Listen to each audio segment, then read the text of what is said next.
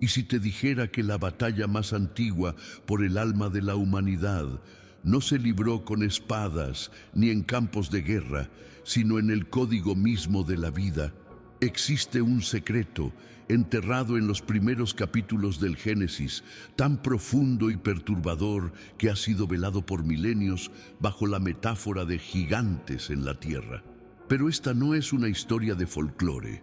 Es el registro de una guerra cósmica y genética, una incursión deliberada para corromper la esencia de la creación y sabotear el plan de Dios desde su origen. Lo que estás a punto de escuchar no es solo una exégesis de un texto antiguo, sino el desvelo de una estrategia satánica tan audaz que requirió la respuesta más drástica que el universo jamás haya presenciado. Un diluvio para purgar no solo el pecado, sino una contaminación biológica que amenazaba con borrar para siempre la imagen de Dios en el hombre. Prepárate, porque las páginas del Génesis 6 guardan la clave para entender no solo el pasado, sino la guerra espiritual que se libra hoy por el futuro de nuestra propia definición como seres humanos. Esta crónica comienza en un mundo joven, vibrante con el aliento de su creador. La humanidad, descendiente de Adán, se multiplicaba sobre la faz de la tierra, portando en su interior la chispa divina, la imago Dei. Las hijas de los hombres, como las describe el texto sagrado, representan esta humanidad en su estado puro, original, lleno de belleza y potencial. Eran el lienzo virgen sobre el cual Dios pretendía pintar la obra maestra de su creación. Sin embargo, esta belleza no pasó desapercibida. Desde un reino invisible, un poder antiguo y malévolo observaba. Una facción de seres celestiales, conocidos en las Escrituras como los Bnei Ha-Elohim, los hijos de Dios, posaron sus ojos sobre la creación terrenal no con admiración, sino con una codicia profana. Su mirada no era la de guardianes, sino la de invasores que veían en la fragilidad humana una oportunidad para ejecutar un acto de rebelión de consecuencias inimaginables, un plan para usurpar el proyecto de Dios. La Escritura lo narra con una simplicidad escalofriante. Y vieron los hijos de Dios que las hijas de los hombres eran hermosas, y tomaron para sí mujeres, escogiendo entre todas. Este versículo, que a menudo se lee como una simple nota sobre la inmoralidad, es en realidad la declaración de una transgresión cósmica, la primera incursión transhumana de la historia. No se trataba de un simple deseo, sino de un acto calculado. Estos seres, de una naturaleza diferente a la humana, cruzaron una barrera dimensional y biológica que nunca debió ser franqueada. Fue un acto de ingeniería genética espiritual, una profanación deliberada del orden creado. Al unirse con las hijas de los hombres, no solo cometieron un pecado de lujuria, sino que iniciaron un programa de hibridación, mezclando su naturaleza angélica caída con el linaje humano que Dios había declarado bueno en gran manera. El objetivo era siniestro y preciso: contaminar el genoma humano desde la raíz. De esta unión prohibida nació una descendencia anómala, los Nefilim. La Biblia los llama los valientes, que desde la antigüedad fueron varones de renombre. Pero la palabra Nefilim misma, derivada del hebreo nafal, significa los caídos o los que hacen caer. No eran simplemente hombres de gran estatura, eran una aberración biológica y espiritual, un error en la matriz de la creación.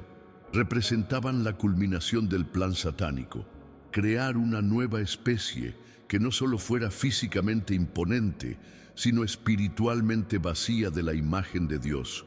Una criatura que llevara en su ADN la firma de la rebelión y no la del Creador.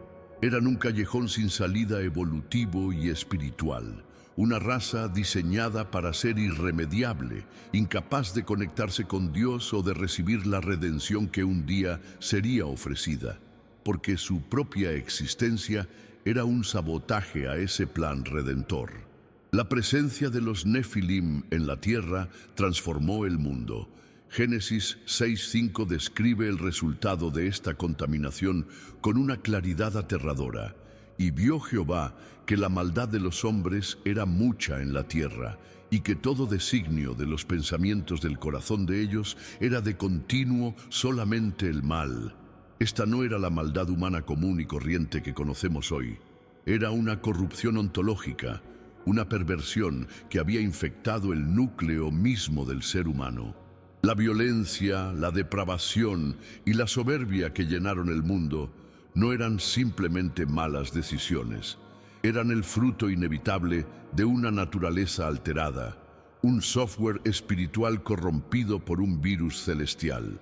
La humanidad, en gran parte, había dejado de reflejar a su Creador para reflejar a los ángeles caídos. La tierra se había convertido en un bastión del infierno, un testimonio del éxito aparente de la guerra genética de Satanás. Esta narrativa ancestral no es un mero relato de gigantes y ángeles, es un espejo de nuestra propia lucha interna y externa. El conflicto de Génesis 6 es el arquetipo de la batalla por la identidad humana. La tentativa de corromper la imago Dei es la misma guerra que se libra en el alma de cada persona hoy.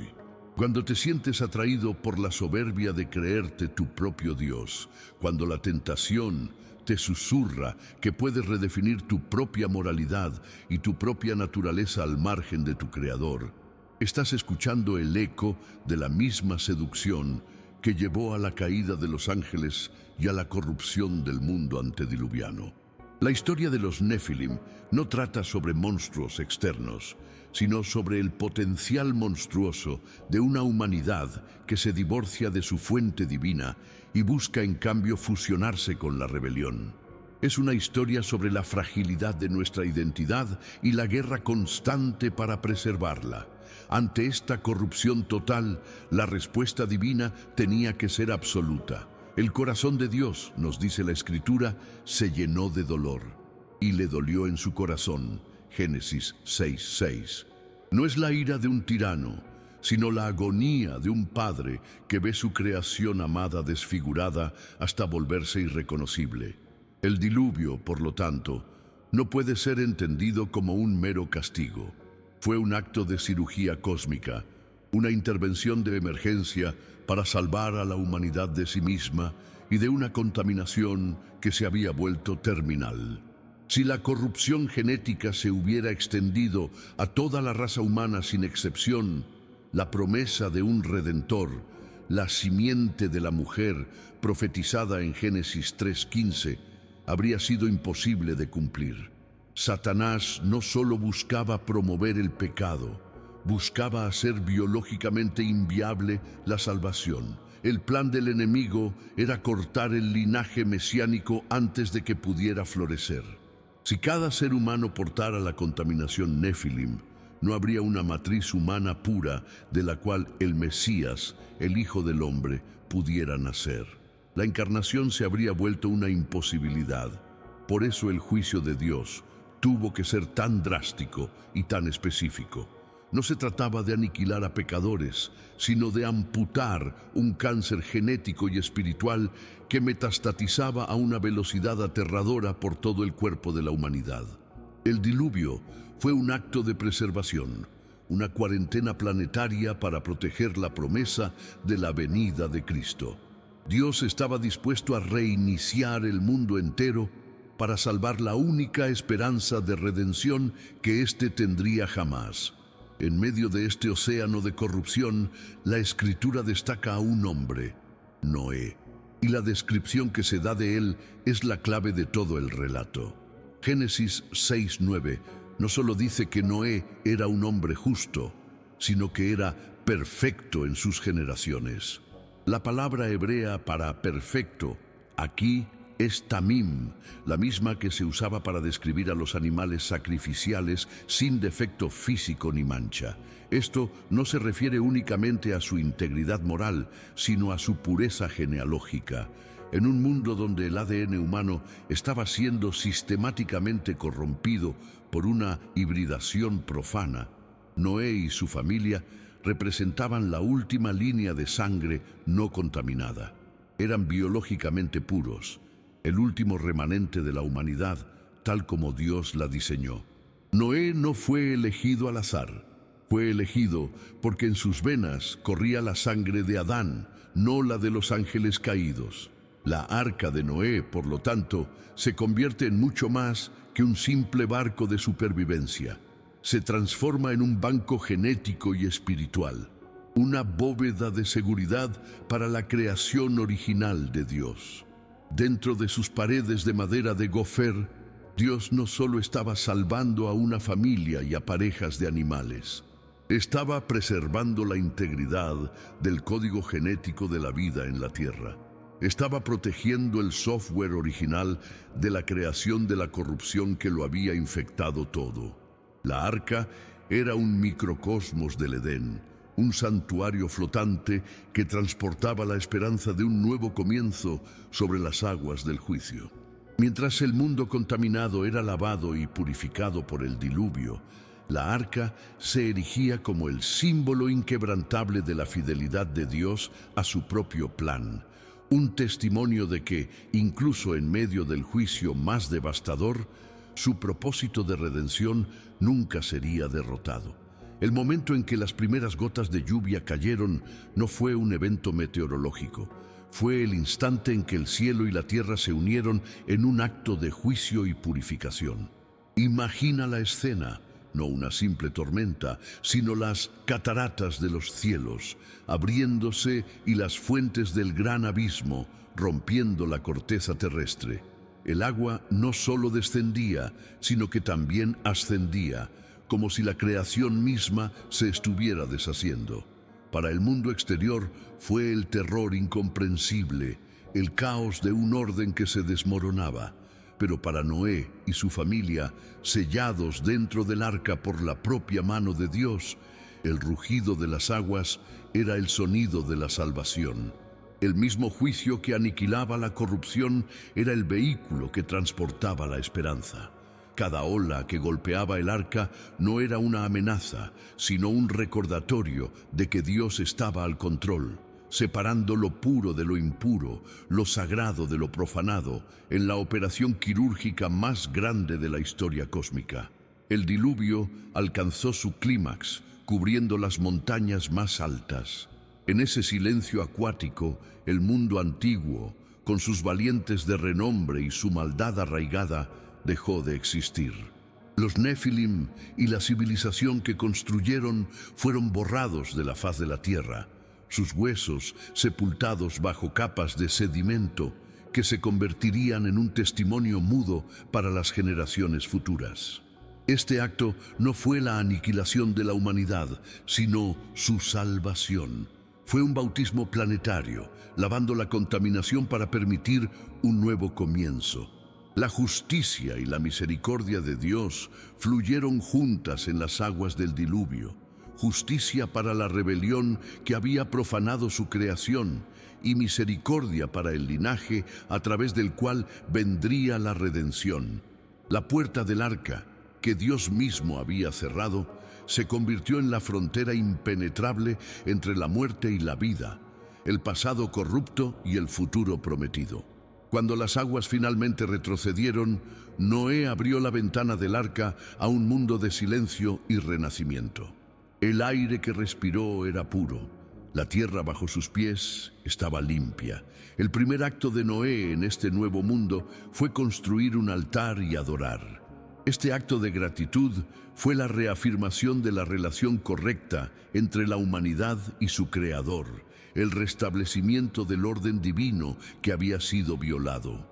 Dios respondió a esta adoración con una de las promesas más hermosas de toda la Escritura, el pacto del arco iris. No era solo un fenómeno óptico, sino la firma de Dios en los cielos, un pacto unilateral de que nunca más destruiría toda la vida con agua. Este arco, un arma de guerra celestial, un arco de caza, ahora colgado en las nubes, apuntando hacia arriba, lejos de la tierra, simbolizaba que la ira de Dios había sido apaciguada y que su plan se cumpliría no a través de la destrucción global, sino a través de una futura promesa. Sin embargo, el secreto más oscuro de Génesis 6 se encuentra en una pequeña y ominosa frase que a menudo pasamos por alto. Había nefilim en la tierra en aquellos días y también después. Esta frase es la clave para entender que el diluvio fue una batalla ganada, pero no el final de la guerra. Limpió el tablero de juego, pero no eliminó al jugador enemigo. La estrategia de Satanás de corromper el linaje humano para impedir el plan de Dios no terminó con el diluvio, simplemente se adaptó. La simiente de la serpiente, aunque ahogada en las aguas del juicio, encontraría nuevas formas de infiltrarse en la historia humana, y los ecos de los gigantes volverían a resonar en la tierra prometida, representando una amenaza continua para el pueblo del pacto. Esta amenaza resurgió siglos después, cuando los descendientes de Noé, el pueblo de Israel, llegaron a los límites de Canaán. Los espías enviados a reconocer la tierra regresaron con un informe aterrador que paralizó de miedo a la nación. No solo hablaron de una tierra que traga a sus moradores, sino que declararon: también vimos allí gigantes, hijos de Anac, raza de los gigantes, y éramos nosotros, a nuestro parecer, como langostas, y así les parecíamos a ellos. Números 13:33. Los Anakim, los Refaim, los Emim, nombres que aparecen a lo largo del Pentateuco y los libros históricos, todos descritos como pueblos de una estatura y fuerza descomunales. Esto no era una coincidencia, era la segunda fase de la guerra genética. Una barrera de gigantes colocada estratégicamente en la misma tierra que Dios había prometido a Abraham. Un intento de intimidar y destruir al pueblo portador de la simiente mesiánica. Ahora, el mandato divino de exterminar completamente a ciertas tribus cananeas adquiere un significado nuevo y más profundo. Lejos de ser un acto de genocidio arbitrario, fue la continuación de la purga espiritual y genética que comenzó con el diluvio. Era una orden de cuarentena militar. Dios estaba instruyendo a su pueblo a eliminar los focos de resurgimiento de esta corrupción néfilim para proteger la santidad y la integridad de la nación de Israel. Canaán era el campo de batalla donde la simiente de la mujer, representada por Israel, se enfrentaría de nuevo a la simiente de la serpiente, representada por estas tribus de gigantes. El destino del mundo y el cumplimiento de la promesa edénica dependían del resultado de esta conquista. No era una guerra por territorio, era una guerra por el linaje del Redentor. Esta guerra cósmica se personifica de la manera más dramática en el enfrentamiento entre David y Goliat. Goliat no era simplemente un soldado filisteo de gran tamaño. Su descripción en la Escritura es deliberadamente monstruosa. Su altura, el peso de su armadura, su desafío blasfemo contra el Dios de Israel. Es presentado como la encarnación de esa antigua amenaza, un campeón de la simiente de la serpiente, un eco andante de los Nefilim de antaño. Su objetivo no era solo derrotar al ejército de Israel, sino humillar y aterrorizar al pueblo del pacto, demostrando que el poder de la carne corrompida era superior a la fe en el Dios invisible. Era la manifestación física del desafío espiritual que había plagado a la humanidad desde Génesis 6. La victoria de David, por lo tanto, trasciende el heroísmo militar. Es un clímax teológico. Un joven pastor, representante del linaje puro de Judá, armado no con la fuerza de la carne, sino con la fe en el nombre de Yahweh, derriba al gigante. La pequeña piedra lanzada por la honda de David fue, simbólicamente, el golpe que aplastó la cabeza de la serpiente en ese campo de batalla. Fue la fe en Dios triunfando sobre la intimidación genética. David demostró que la verdadera fuerza no reside en un ADN modificado o en una estatura imponente, sino en la fidelidad a la alianza con el Creador. Esta victoria no solo aseguró el trono para David, sino que protegió una vez más el linaje real a través del cual 1000 años después nacería el Mesías. Este patrón persistente de ataque nos obliga a hacer una pregunta crucial. Si la estrategia del enemigo ha sido, desde el principio, atacar el hardware humano, el cuerpo, el ADN, la línea de sangre, para frustrar el plan de Dios, ¿ha abandonado esa estrategia en la era moderna o simplemente ha cambiado sus herramientas? La guerra no ha terminado. El adversario que desplegó ángeles caídos y gigantes en el pasado es el mismo adversario que opera hoy. Si ya no puede usar gigantes para bloquear físicamente al pueblo de Dios, ¿cuáles son las nuevas fronteras de esta guerra por la definición de lo que significa ser humano? La respuesta puede estar más cerca de lo que pensamos, no en antiguos valles, sino en los laboratorios más avanzados de nuestro tiempo. Hemos entrado en una era que los antiguos no podrían haber imaginado, pero que espiritualmente es un eco directo de los días de Noé. La frontera de la corrupción ya no es una unión prohibida con seres de otro reino, sino nuestra propia capacidad para reescribir el código de la vida. El transhumanismo, la edición genética con tecnologías como CRISPR, la búsqueda de mejorar y, en última instancia, trascender nuestra propia humanidad, nos coloca en una posición de poder y peligro sin precedentes. La pregunta que se cierne sobre el siglo XXI es sobria y profunda. En nuestra búsqueda de ser como dioses, motivada por el deseo de eliminar la enfermedad, el envejecimiento y la muerte, ¿estamos abriendo inadvertidamente una nueva puerta a la misma soberbia que desató la catástrofe original? ¿Estamos intentando completar con nuestra propia tecnología el mismo proyecto de modificación humana que los hijos de Dios comenzaron? Esta no es una condena a la ciencia ni a la medicina. La búsqueda de curar enfermedades y aliviar el sufrimiento es un llamado noble, un reflejo de la compasión de nuestro Creador. Sin embargo, debemos actuar con una profunda sabiduría espiritual, reconociendo la delgada línea que separa la restauración de la arrogancia. La pregunta que debemos hacernos no es ¿podemos hacerlo?, sino ¿debemos hacerlo? ¿En qué punto la edición de nuestro genoma deja de ser una terapia y se convierte en un intento de borrar los límites que nos definen como humanos, límites que nos recuerdan nuestra dependencia de Dios? La soberbia de la generación de Babel, que construyó una torre para alcanzar los cielos, palidece en comparación con la soberbia de una generación que busca reescribir el lenguaje mismo con el que Dios nos creó. La tentación es la misma de siempre, la que se susurró en el Edén: seréis como Dios. La estrategia del enemigo es sutil y se aprovecha de nuestras inseguridades más profundas.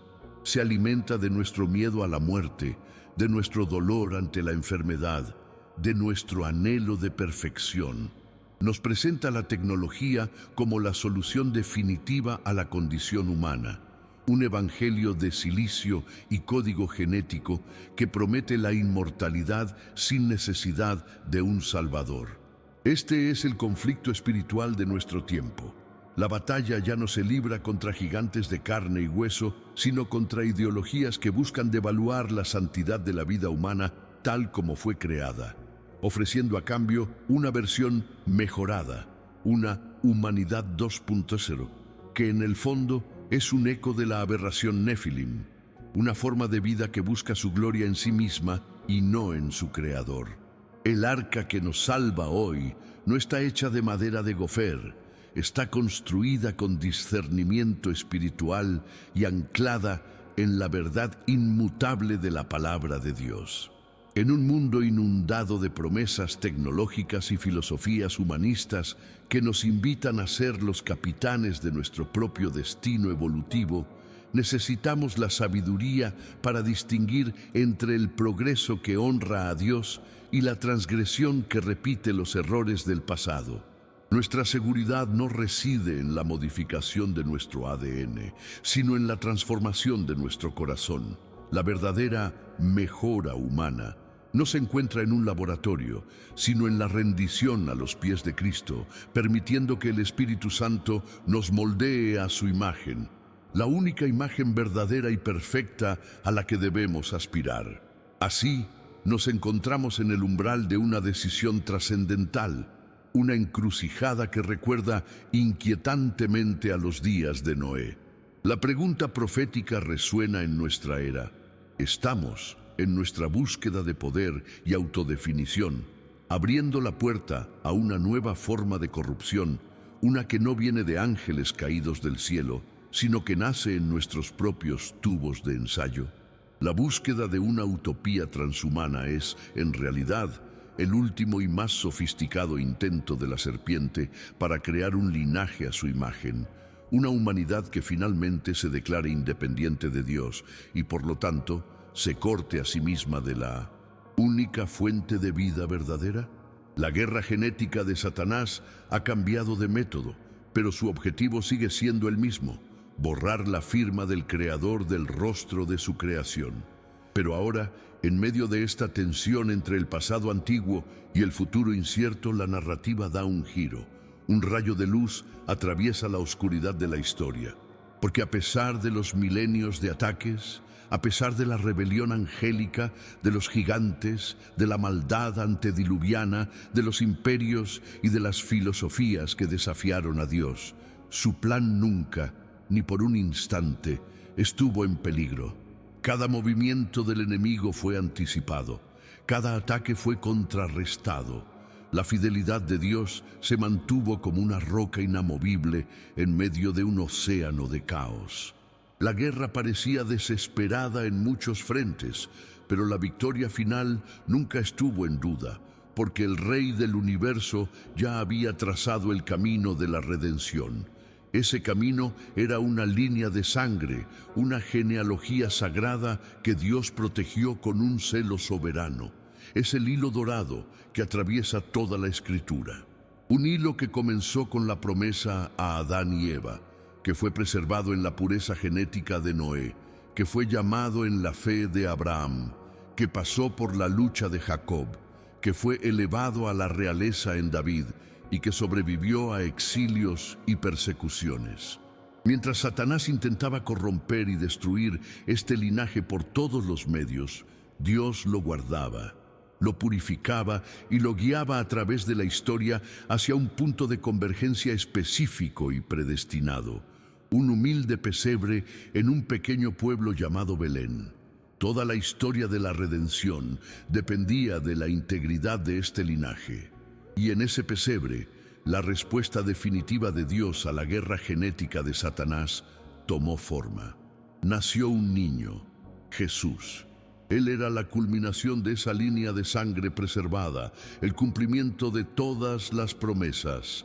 Él es el verdadero perfecto en sus generaciones, pero Él era infinitamente más. Donde los Nefilim representaban una unión profana y corruptora de lo celestial y lo terrenal, Jesús representaba la unión santa y redentora de lo divino y lo humano. La encarnación es el Antigénesis 6. No es un ser celestial que toma a la humanidad para corromperla, sino Dios mismo que se entrega a la humanidad para salvarla. En Cristo, Dios no profanó la carne humana, sino que la santificó, elevándola a una gloria que Adán nunca conoció. Jesús es el anti-Nefilim. Los gigantes eran valientes de renombre que trajeron violencia y muerte. Jesús, el humilde carpintero, trajo sanidad, vida y el sermón del monte. Los Nefilim eran una aberración que borraba la imagen de Dios. Jesús es la imagen del Dios invisible, Colosenses 1:15, la expresión exacta de su ser que restaura esa imagen en todos los que creen. Los Nefilim representaban un callejón sin salida genético, una línea de sangre estéril espiritualmente. Jesús es el camino, la verdad y la vida, el autor de un nuevo nacimiento espiritual que nos injerta en la vid verdadera. la familia de Dios. La estrategia del enemigo para crear una superraza fue totalmente desmantelada por la llegada de un bebé indefenso que era en realidad el Rey del universo. La pureza de Cristo es el arma definitiva. Su sangre, perfectamente humana y perfectamente divina, es el antídoto contra toda corrupción. No solo cubre nuestros pecados morales, sino que nos limpia de la corrupción fundamental de nuestra naturaleza caída, esa misma corrupción que el enemigo ha intentado explotar y magnificar desde el principio. En la cruz, Cristo no solo murió por nuestros actos pecaminosos, murió para derrotar la raíz misma del pecado y para romper el poder de la estrategia de la serpiente. La victoria de Cristo es total. Es una victoria legal, moral, espiritual y, en un sentido profundo, una victoria genética, porque a través de Él somos hechos participantes de la naturaleza divina. Useno Pedro 1:4. La promesa susurrada en el jardín del Edén, que la simiente de la mujer aplastaría la cabeza de la serpiente, Génesis 3:15, encuentra su cumplimiento ensordecedor en la cruz y la resurrección. Cada intento de Satanás de corromper esa simiente, desde la unión profana en Génesis 6, pasando por los gigantes en Canaán, hasta los intentos de matar a Jesús en su infancia, fracasó estrepitosamente. En la cruz, Cristo no solo absorbió el juicio por el pecado, sino que desarmó a los principados y a las potestades, exhibiéndolos públicamente. Colosenses 2:15. Derrotó no solo la muerte, sino toda la estructura cósmica de rebelión que la sostiene. La cabeza de la serpiente genética, estratégica y espiritual fue aplastada de una vez y para siempre bajo el talón del linaje perfecto de Dios. Esta es la verdad que lo cambia todo. La guerra por tu identidad ya ha sido ganada. No tienes que vivir bajo el peso de tu imperfección, ni bajo la ansiedad de un mundo que te dice constantemente que no eres suficiente. No tienes que buscar tu valor en mejoras externas o en la aprobación de una cultura que ha olvidado a su Creador. La victoria de Cristo en la cruz es tu victoria. Su linaje perfecto es ahora tu linaje por la fe. La corrupción de la naturaleza caída, esa herencia de Adán que el enemigo ha intentado explotar durante eones, pierde su poder sobre ti en el momento en que te rindes a Jesucristo. Él no vino a reparar el viejo modelo, vino a hacerte una creación completamente nueva.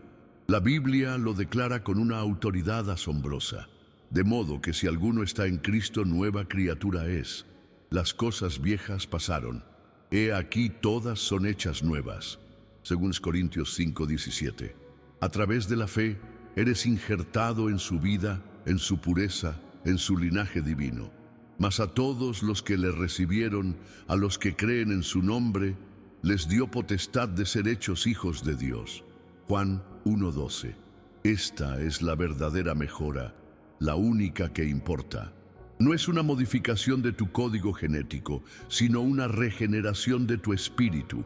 Es ser adoptado en la familia del Rey del universo, llevando su nombre y compartiendo su herencia.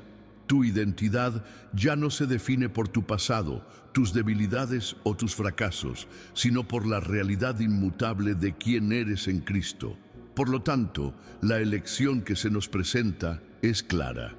El mundo, haciéndose eco de la antigua tentación de la serpiente, nos ofrece la mejora. Nos promete poder, longevidad y una divinidad autofabricada a través de la tecnología. Es una oferta atractiva, pero vacía, que conduce a la soberbia y, en última instancia, a la deshumanización. En contraste, Dios nos ofrece la transformación. No nos promete una vida sin luchas, sino su presencia en medio de ellas. No nos ofrece ser dioses, sino la gracia de llegar a ser verdaderos hijos de Dios, moldeados a la imagen de su Hijo perfecto. La mejora es superficial y externa. La transformación es profunda e interna. La mejora cambia lo que haces. La transformación cambia quién eres. la esperanza del Evangelio no se detiene en nuestra redención individual, se extiende a la restauración de todas las cosas. La victoria de Cristo asegura no solo nuestro futuro en la eternidad, sino también la renovación final de la creación misma. Así como el mundo fue una vez purgado por el agua, un día será purificado por el fuego, dando paso a cielos nuevos y tierra nueva, en los cuales mora la justicia. 2 Pedro 3:13. En ese día, la Imago Dei no solo será restaurada, sino glorificada en nuestros cuerpos resucitados. La humanidad redimida, unida a Cristo, reinará con Él en un universo libre para siempre de la corrupción del pecado, la muerte y la rebelión. El proyecto original de Dios no solo será completado, sino que será llevado a una gloria que supera con creces la del Edén original. Así, la guerra que comenzó con una incursión profana en Génesis 6 y que ruge hoy en los debates sobre nuestra identidad, encuentra su resolución final y su propósito en Jesucristo. Él es el principio y el fin, el autor y consumador de nuestra fe. La elección que cada uno de nosotros debe hacer no es entre humanidad y transhumanidad, sino entre la identidad corrupta y autodefinida que ofrece el mundo y la identidad redimida y eternamente segura que se encuentra solo en Él.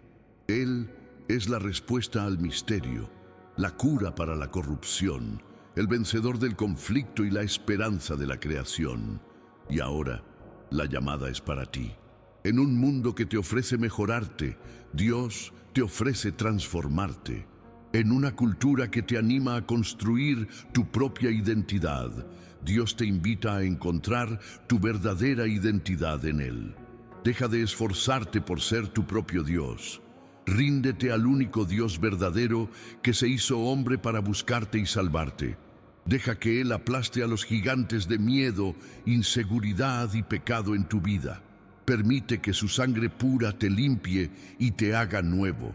La batalla más importante de tu vida no es contra la carne y la sangre, sino por la verdad de quién eres. Elige hoy a quién servirás, a la soberbia de tu propio yo o al Salvador que te amó y se entregó a sí mismo por ti. Te invito a tomar un momento ahora mismo, en silencio, para reflexionar. ¿Dónde has estado poniendo tu esperanza para ser mejor? ¿En tu propia fuerza, en tu carrera, en la tecnología, en las filosofías del mundo? ¿O la has puesto en la obra terminada de Jesucristo en la cruz? ¿Estás tratando de editar tu propia vida para que parezca perfecta o te has rendido al único que puede hacerte una nueva creación? La paz y la seguridad que tu alma anhela no se encuentran en convertirte en un superhombre, sino en rendirte al Dios hombre. Si esta historia ha resonado en tu espíritu, si ha despertado algo profundo dentro de ti, no dejes que este momento pase. Compártelo en los comentarios. ¿Cuáles crees que son los gigantes espirituales o ideológicos que enfrentamos en nuestra generación? Tu testimonio podría ser la luz que otra persona necesita para ver. Esta no es solo una historia antigua, es nuestra historia. Y la estamos viviendo ahora mismo. Únete a la conversación y seamos una comunidad que busca la verdad en medio de la confusión. Si este mensaje te ha bendecido, compártelo con alguien que necesite escucharlo. Hay innumerables personas perdidas, buscando su identidad en todos los lugares equivocados. Este video podría ser la herramienta que Dios use para abrir sus ojos a la guerra espiritual que se libra por sus almas. Y si deseas continuar profundizando en los misterios ocultos de la Escritura y fortalecer tu fe, suscríbete a nuestro canal y activa las notificaciones. Estamos comprometidos a desenterrar estas verdades que cambian la vida, una historia a la vez. Que camines en la asombrosa verdad de tu identidad redimida. Que la paz de saber que tu linaje está seguro en Cristo guarde tu corazón y tu mente. y que seas una luz brillante y valiente en un mundo que necesita desesperadamente encontrar el camino de regreso a su Creador. Recuerda siempre, no fuiste creado para ser una versión mejorada de ti mismo. Fuiste creado para ser un reflejo de Él. Permanece en su gracia